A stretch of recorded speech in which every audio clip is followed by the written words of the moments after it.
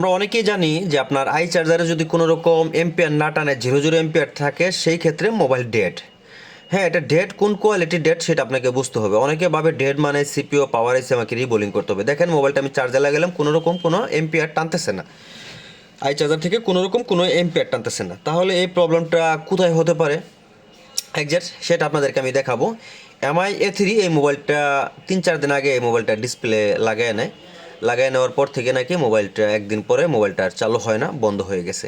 তারপর আমার কাছে নিয়ে আসে, আমি আজ যখন আই চার্জারে লাগাই দেখি যে কোনো রকম কোনো এম্পিয়ার টানে না। এখন এই ধরনের প্রবলেম যদি আপনার মোবাইলে কোথাও কোনো শর্ট থাকে তাহলে কিন্তু আপনার মোবাইলে কোনো রকম কোনো এম্পিয়ার টানবে না। একজ্যাক্ট শর্ট প্রবলেম হলে আপনার এম্পিয়ারগুলো বিশেষ করে 0 0 হয়ে যায়।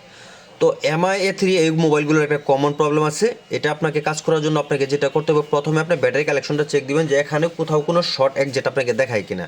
তো আমি যখন মিটারে চেক দিলাম তখন ফুল শর্ট দেখাইতেছে, এবং এই ধরনের শর্টগুলো আমরা আগেও কাজ করছি বেশ কিছু মোবাইলে, আমি আপনাদেরকে কিন্তু দেখাইছিও।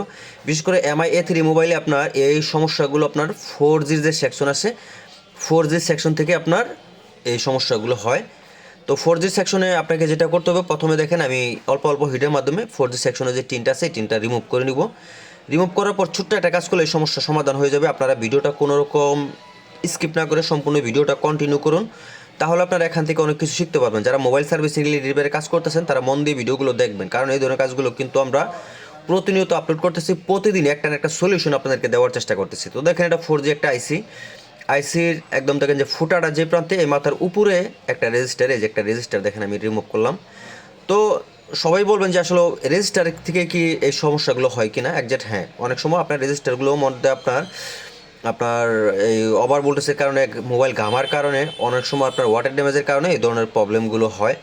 তো এই ধরনের প্রবলেম নিয়ে কিন্তু আমি বেশ কিছু পোকো মোবাইলের ভিডিও আমি আপলোড করছি যে রেজিস্টার রিমুভ করলে আপনার সমস্যার সমাধান হয়। বিশেষ করে Redmi 9 মোবাইলগুলো দেখবেন এই রেজিস্টারগুলো রিমুভ করলে আপনার লোগো হ্যাঙ্গের প্রবলেমগুলো সমাধান হয়। তো দেখেন কথা বলতে বলতে আমি কিন্তু মোবাইলটা অলরেডি কাজ করে ফিটিংও দিয়ে ফেলেছি। দেখেন এই যে মোবাইলটা কিন্তু অলরেডি চালু হয়ে গেছে। তো আশা করি এই ভিডিওটা আপনাদের ভালো লাগবে। যদি ভালো লাগে তাহলে অবশ্যই আমার দেওয়া ভিডিওগুলোর মধ্যে আপনারা লাইক কমেন্ট শেয়ার করতে একদমই ভুলবেন না। চ্যানেলটা সাবস্ক্রাইব না করলে এক্ষুনি সাবস্ক্রাইব